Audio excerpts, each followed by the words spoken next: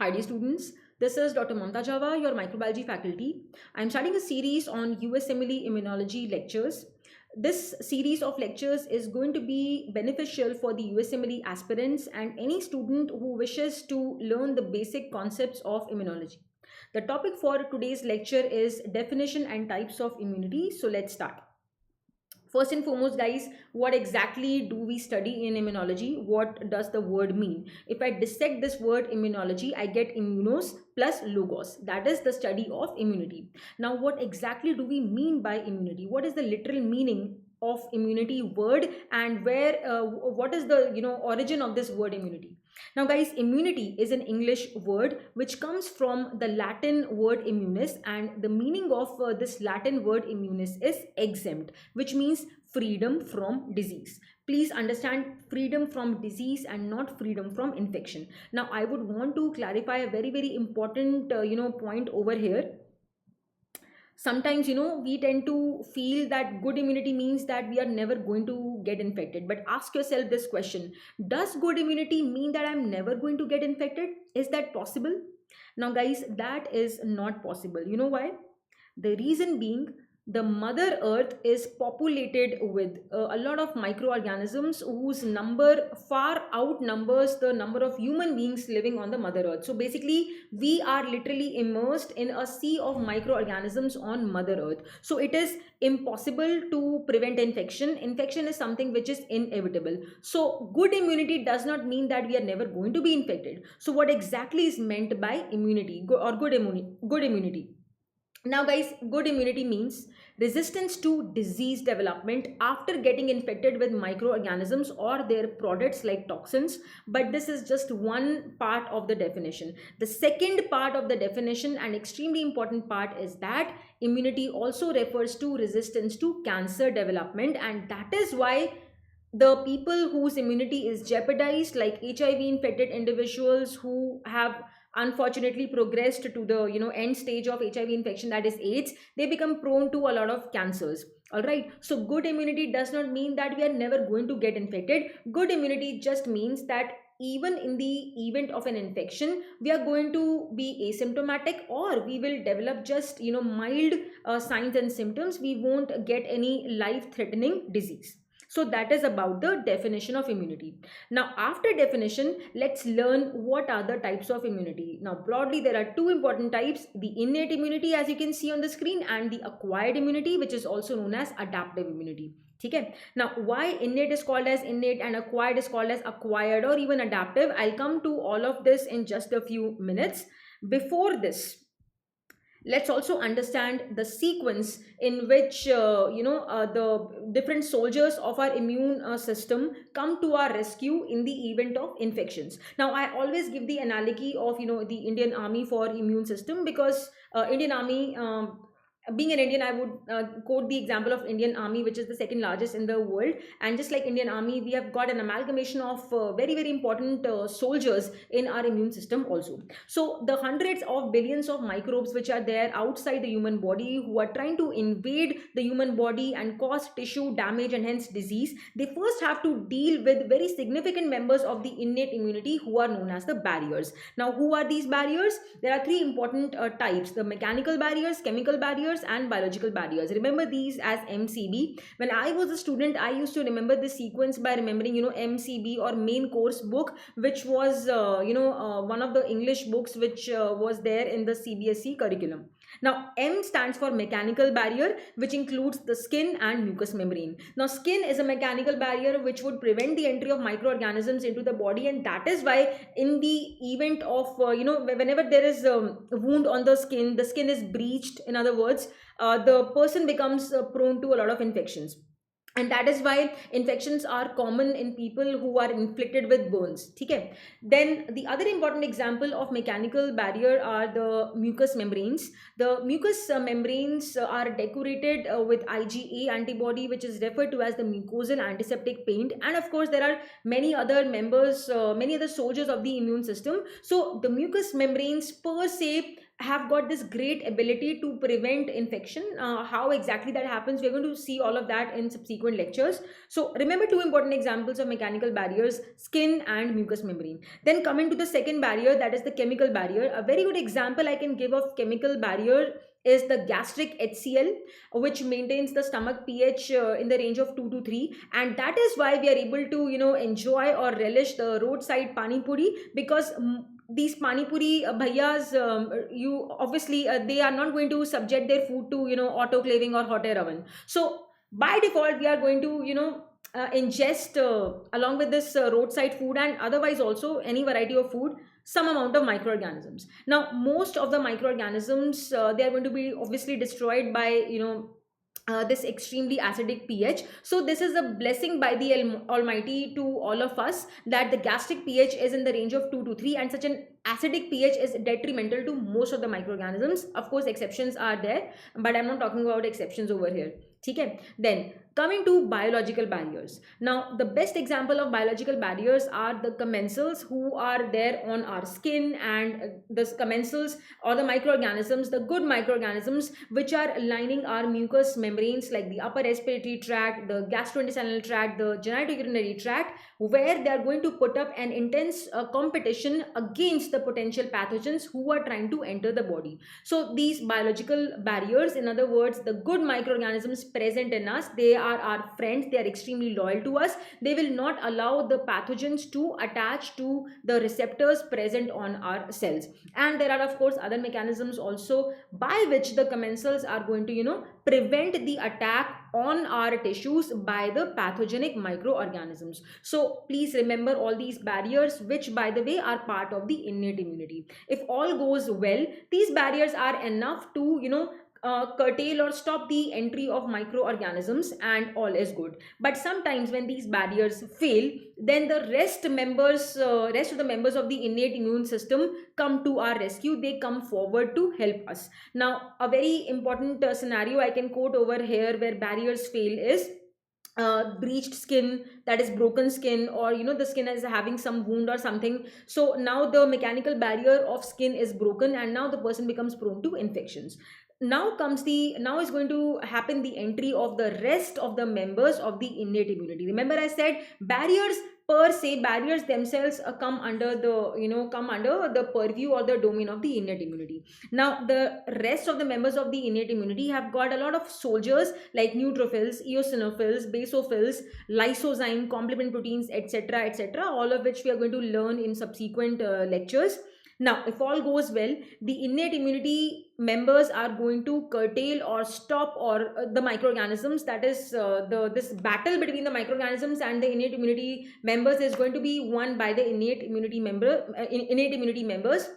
But sometimes when the microorganism dose is very high, or when the microorganism is extremely virulent, then the innate immunity members might not be able to deal with such microbes on their own, and then comes the entry of acquired immunity or adaptive immunity. All right, acquired immunity in most of the cases is enough to deal with the microorganisms successfully, so that the person does not manifest any signs and symptoms, and all is good. But sometimes even acquired immunity members fail to do so, and in such an event the person becomes sick, that is, the person is going to have signs and symptoms. So this is the sequence which you should remember. Now looking at this picture, many of you might wonder, might start to think that acquired immunity is better than innate immunity, because after all acquired immunity is the one which is going to come to our rescue if the barriers fail and the other members of innate immunity also fail. But guys, that is not the case.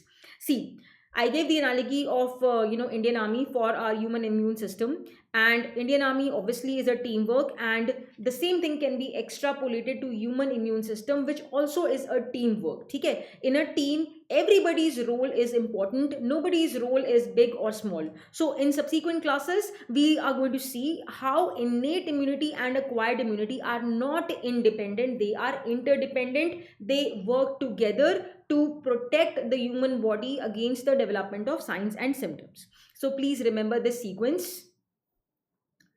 Now moving further, guys, Now we are going to understand what exactly is meant by innate immunity and acquired immunity. First and foremost, the innate immunity is attributed to the genes which we get from our mom and dad. So remember, it's all in the genes as far as the innate immunity is concerned. Innate immunity is something with which we are born. Okay. Now the important examples of innate immunity can be classified into cellular members of innate immunity and humoral members. Now humoral word comes from humor, which does not mean fun over here. Humor means liquid, or for example the vascular compartment, that is the blood and body secretions. Like for example, certain members of the innate immunity are there in body secretions and blood, for instance complement proteins, lysozyme, etc. So all of these cells and all of these proteins like complement proteins, etc., they come under the domain of innate immunity. And innate immunity, as I said, is attributed to the genes which we get from our mom and dad. Now what about acquired or adaptive immunity? Now to explain that, let me give you the example of certain regions in the United States, as you can see over here highlighted in orange color. Now in these areas a fungal infection is endemic. Now I have drawn a schematic diagram of this fungus, and the name of this fungus is Coccidioides immitis, which is notorious for causing a valley fever. Okay. Now let's say I have never been to the US, so I obviously am not exposed to this fungus. This fungus is not found in India, right? So when I have never been exposed to this fungus, do you think I will have antibodies against this fungus in my body? I will not. Okay, but I definitely have the B cells in my body who, when activated, are going to produce antibodies against this fungus. But for the activation of these B cells, the prerequisite is that I should be exposed to this fungus, right? So let's say somebody goes to the US, to these regions, and gets exposed, gets infected with this fungus. In that individual, the B cell is going to be activated. It will become transformed into plasma cell. Remember, P for plasma, P for protein. Plasma cells are nothing but manufacturing factories of proteins called as antibodies. And who are these antibodies? Antibodies are proteins who are then going to target this fungus in the body of this infected individual. If there was a scenario where exposure to this fungus was not there, then this B cell, as you can see, as I've drawn over here, this B cell would have remained quiescent. It would be nicely resting. It wouldn't have been activated, right? So B cells are members of the acquired immunity. So as the name says it all, acquired immunity is something which we acquire during our lifetime when we get exposed to a particular microorganisms. Okay, so this B cell is going to be activated when infection is acquired with this fungus by this individual. And these green antibodies, as you can see over here, they are specifically going to attack this fungus only and not any other microorganism. Please remember this. So B cells are examples of acquired immunity, and another significant members of the acquired immunity are the T cells. The same funda applies to the T cells or the T lymphocytes also. That is, the T cells are going to be also activated only and only when they are going to encounter the microorganism, otherwise not. Okay, so remember, acquired immunity is something which is acquired during lifetime on exposure to the microorganism. But as far as innate immunity members are concerned, innate immunity members are always there irrespective of the infection. Like skin is always there, mucous membranes are always there, like that. So this is the first significant difference between innate immunity and acquired immunity.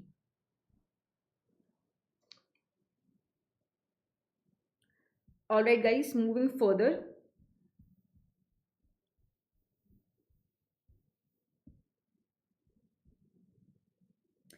Now on your screens you can see some blue things. Okay, these are basically bacteria, and there are multiple bacteria, 1 2 3 4 5 6 I have drawn, and they are arranged, they are blue in color. So remember, they are gram positive. And how is their arrangement? These are spherical cocci arranged in grape like clusters, and they are blue in color, so they are gram positive cocci. ठीक है. When we generally say the word coccus, we mean spherical, but obviously all cocci are not spherical. ठीक है. Now the gram positive cocci, spherical cocci arranged in grape like clusters, they are nothing but members of the genus Staphylococcus, and a very very significant pathogen in the genus Staphylococcus is Staphylococcus aureus. I always say A for aureus, A for A1 or number one pathogen. So in the genus Staphylococcus, the number one pathogen which we need to which usually infects human beings is Staphylococcus aureus. And you see these fellows are pretty sad. ठीक है. They are pretty sad. I will explain why they are sad in just a while. Now let's see further. Now you can see spherical cocci, again gram positive, and now they are neatly arranged in a line or a strip. So from strip, remember Streptococcus. In the genus Streptococcus, the most virulent species is Streptococcus pyogenes. Now these are also pretty sad. Can you notice any common thing between Staphylococcus aureus and Streptococcus pyogenes? I have drawn some pink dots on all of these cocci. Please keep in mind that these pink dots are common in between these two kind of organisms. And now have a look at this. Now who is this fellow? Now this again is a coccus, but it is definitely not spherical. So these are oval cocci at an angle to each other, and they are in a pair. So this is nothing but Enterococcus faecalis. Basically the genus Enterococcus includes gram positive oval cocci, which are usually arranged in short chains or in pairs at an angle to each other, as I have drawn over here. And Enterococcus faecalis is a very important species of Enterococcus genus. Yahan pe bhi I have drawn again these pink circles. Now what I would want all of you to remember from this diagram is that all of these three organisms are gram positive organisms, and they share a common kind of molecule which I have drawn in pink color over here, right? So when infection with any of these occurs in any of us, in any human being, the neutrophils and macrophages, which by the way are members of our innate immunity, you can see the neutrophil and macrophage smiling. And why why all these three organisms are sad is because they now are encountering a very very important soldier of our immune system, that is the neutrophil or the macrophage. So the neutrophil or macrophages are examples of phagocytic cells. They are members of the innate immunity, and on purpose I've used green color to draw these, because green is the color of positivity. It's a good color. This good cell, this positive cell, is going to target, it is going to recognize all these three pathogens. You know why? Because of the common thing shared, the common molecule shared amongst all these three pathogens. And what is that common pink molecule? That is nothing but teichoic acid. Okay. So what I'm trying to say over here is that members of the innate immunity, like for example neutrophils and macrophages, they are going to recognize microorganisms broadly. For example, they are able to recognize this molecule called as teichoic acid, which is shared amongst all the gram positive organisms. This neutrophil or macrophage is not going to understand who is Staphylococcus, who is Streptococcus, who is Enterococcus. All it is going to do is that it is going to understand that some foreign entity has entered the body. And why is that foreign to this neutrophil or macrophage? By virtue of recognition of this entity called as teichoic acid. Okay. Similarly, let's take the example of gram-negative bacteria. A common thing which is present in all the gram-negative bacteria is lipopolysaccharide or endotoxin, which is present in the outer membrane of all the gram-negative bacteria, and that is going to be the target of our neutrophils and macrophages. Now, neutrophils and macrophages are not going to understand whether the gram-negative organism is Klebsiella or Escherichia coli or something else, but nevertheless they are still going to recognize the the organism by virtue of recognition of endotoxin, which is shared by all the gram negative bacteria. So the members of the innate immunity are going to broadly recognize the pathogens, right, by virtue of recognition of some common molecule shared amongst them. Now moving on your screens, you can see I have drawn something in red. It's a rod shaped structure, and you can see some hair like some projections coming from all over the body, from the entire perimeter. So what are these? These are the peritrichous flagella on this gram negative rod. And you can see a brownish triangular structure I have drawn. Let's say this organism is Escherichia coli, which is an example of a gram negative rod, which belongs to the Enterobacteriaceae family. Okay. And let's say this is the strain 1 of Escherichia coli. Now this fellow is pretty sad. You know why? Because in front of it now, who is this bacterium encountering? It is encountering a member of the acquired immunity, that is the T cell or the T lymphocyte. Now the T cell, every T cell in our body is decorated with thousands and thousands of receptors, and all of these receptors are exactly identical to each other. They are exact Xerox copies of each other, and all the receptors of a T lymphocyte are going to specifically recognize a certain molecule and not other molecules.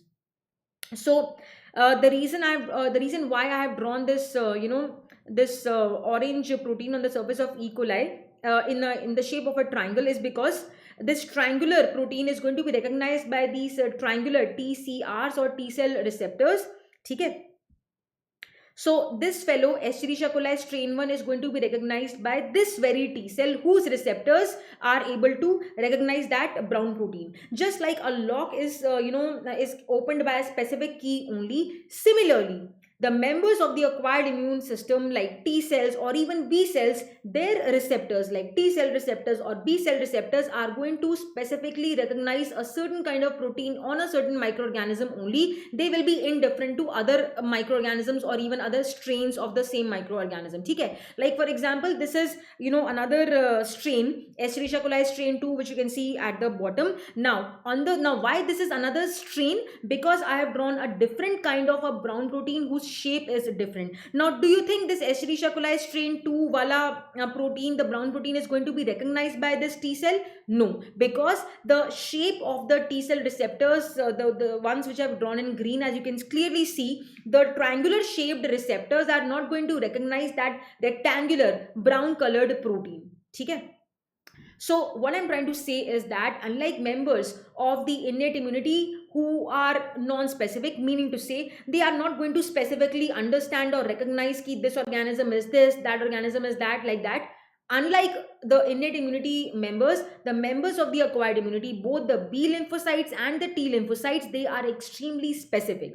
We have millions of T cells or T lymphocytes and millions of B lymphocytes in our body, and each of these T cells and each of these B cells are decorated on their surface with receptors, the T cell receptors and B cell receptors, and every unique kind of T cell and every unique kind of B cell is going to recognize a specific kind of molecule present on a specific kind of microorganism only. So these are highly specific members. Okay. So that's an important difference again between the innate and the acquired immunity, and that is why acquired immunity is also known as adaptive immunity, because members of the acquired immune system, that is the T cells and the B cells, are adapted to respond or react against a specific kind of microorganism only and not just any and every microorganism.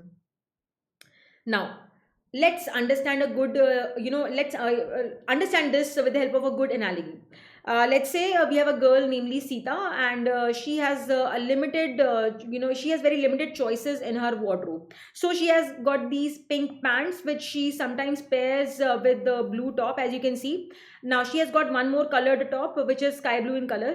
Now she has got basically this combination so far, and let's say she has got orange pants also, which she can pair up with again the light blue colored top, and sometimes she can pair up with she can pair up the orange colored pants with the dark blue colored top. So basically she has got two colored tops and two colored bottoms, and this is the this is the a limited domain of the choices she has in her wardrobe. Similarly, the members of the innate immune system, they are going to they are having a very restricted vision.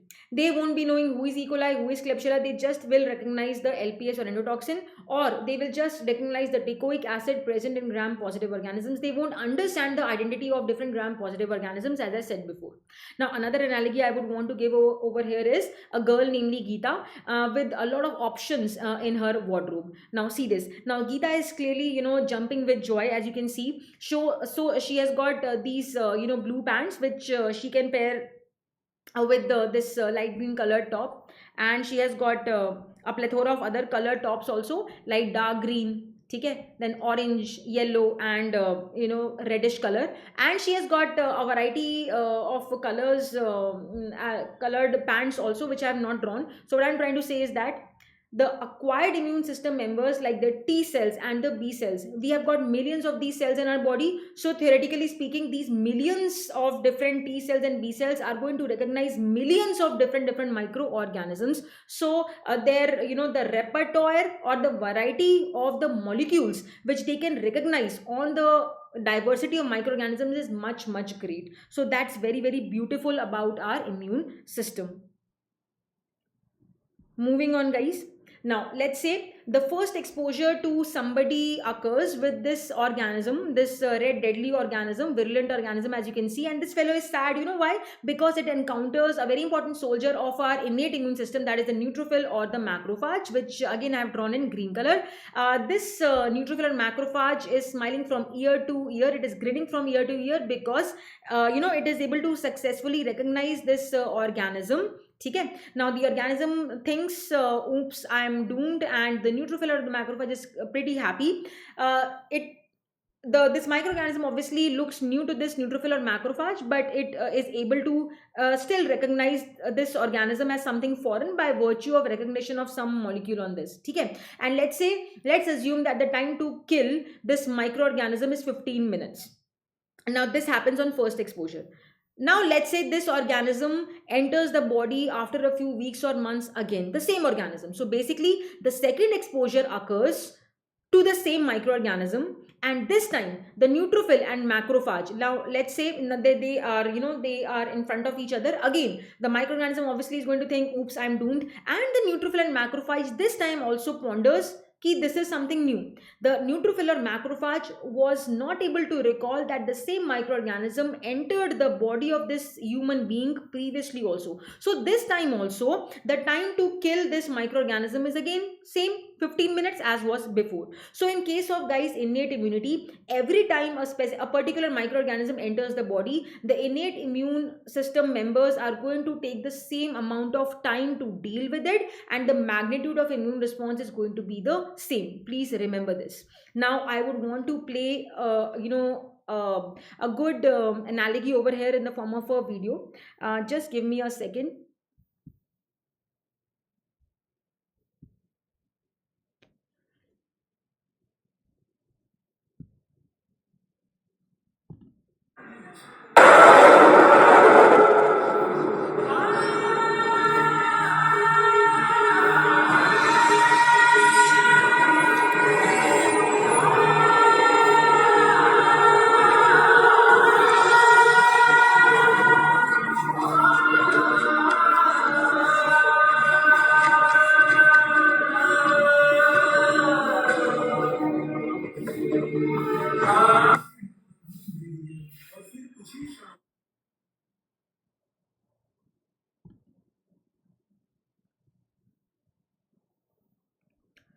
All right. So the point I was trying to make over here is that innate immunity does not have any memory. Again, a very important feature or attribute of the innate immunity. Now let's move further, guys. Now let's take another scenario. So there's a human being who gets infected with this microorganism for the very first time, and this time let's see how the acquired immunity members are going to behave. Let's take the example of the T cell or the T lymphocyte. Okay, which I have drawn in orange color, and you can see the T cell is there's a twinkle in the eyes of the T lymphocyte because it is going to display the attribute of memory. So this microorganism thinks, okay, of course I'm doomed, and the T lymphocyte is able to successfully recognize this microorganism as something foreign which has invaded the body. And of course, because this is the first exposure, the T lymphocyte will think that okay, this is something new which has entered the body. And let's say the time to kill this microorganism is again 15 minutes. Now let's say the same microorganism enters this human being for a second time, and this time what transpires between these two cells, the microorganism again it's going to think that, oh, again I'm doomed, but the T lymphocyte this time will be even happier. You can see now it is smiling even more. Now the T lymphocyte will start to think that this is something which looks familiar to me, this is something which entered this human's body before also. So this time, guys, this T lymphocyte is going to take lesser amount of time to deal with this microorganism. Previously, in the first exposure, it was 15 minutes, but now the time to deal with this microorganism which is invading the body for a second time is just 10 minutes. ठीक है, पहले से कम time लगा. Why does this happen? Please remember, guys, the first exposure to microorganisms leads to what is known as clonal selection of T cells or B cells. As I explained before, we have got millions of T cells and millions of B cells in our body. So these, out of these millions of cells, only that special T cell or B cell is going to recognize the pathogen, whose receptors are able to recognize some specific protein or some other molecule of that pathogen. So that particular type, or we say clone of the T cell or B cell, is going to be selected. Usually in the setting of an infection, a particular kind of T cell and a particular type of B cell, talking about the acquired immunity, are able to recognize certain components of the microorganisms. So clonal selection word or phrase is applicable to both T cells and B cells. So let's say if I've got 100 T cells, out of those 100 T cells, one special T cell is there whose T cell receptors can recognize some specific protein of the microorganism, that is known as clonal selection. And likewise, we have got, let's say, 100 B cells, and out of those 100 B cells, there's one special B cell whose B cell receptors can recognize some other molecule of that microorganism, that is known as clonal selection of the B cells. Okay, so once these special T cells T cell or B cell is selected, that is known as clonal selection. So these selected cells are then going to be activated, and during the course of activation they are going to multiply. This is known as clonal proliferation. Now some of these multiplied cells will deal with the microorganism then and there. They will kill the microorganism by a plethora of mechanisms which we are going to see in subsequent lectures, and the rest of the multiplied cells, they will become memory cells. Now the role of the memory cells is not going to be there in the current infection. Memory cells are kind of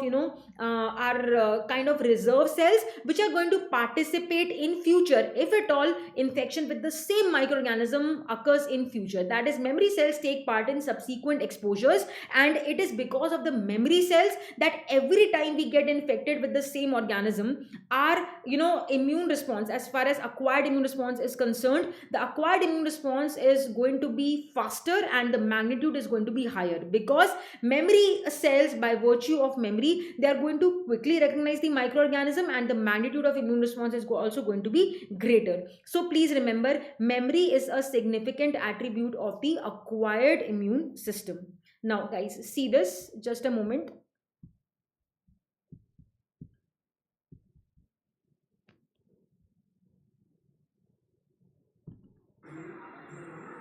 कौन है तू? नाम सुन के मार खाएगा। तो तूने मेरे को मारने की सुपारी ली है? एक बार मैंने कमिटमेंट कर दी तो फिर मैं अपने आप की भी नहीं सुनता। मेरे को दिखता है वैसा कितने आदमी है। सुअर हमेशा ग्रुप में शिकार करता है और शेर अकेले। शंकर, तेरी माँ की कसम, आज तू यहाँ से चल के तो क्या, रेंगते भी नहीं जाएगा। मेरी माँ की कसम खाता है तू? जब कसम खाई है साले, मेरी माँ की कसम खाता है। तेरी शक्ल और शटर का ताला मैं ही खोलूंगा।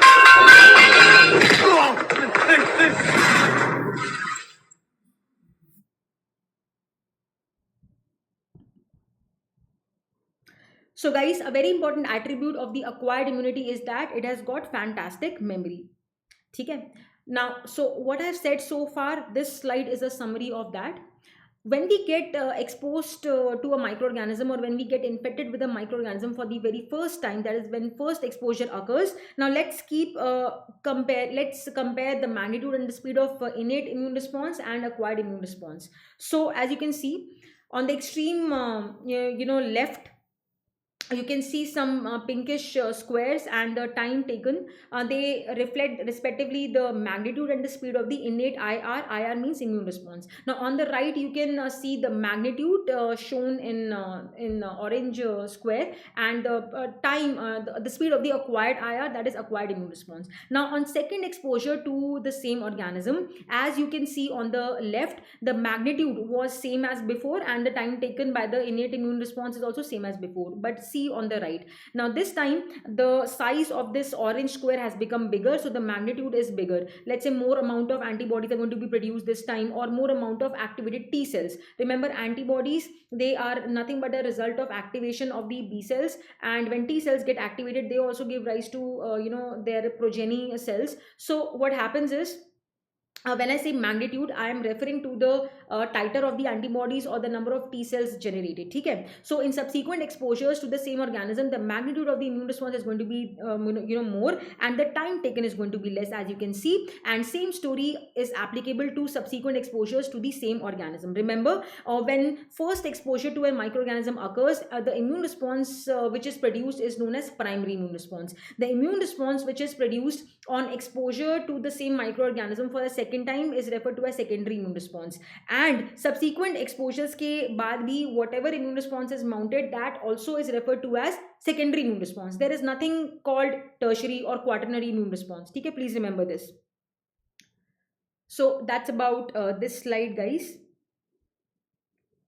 Now, an important question I have for all of you. After learning this much about the innate and acquired immunity, and let me by the way summarize for you. Innate immunity is because of the genes. Acquired immunity is acquired during lifetime on exposure to the microorganism. Innate immunity is relatively broad or non-specific. It is not going to specifically recognize some microorganism. It just it just has the wisdom to recognize some common molecule shared by a wide group of microorganisms. Acquired immunity, on the other hand, is extremely specific.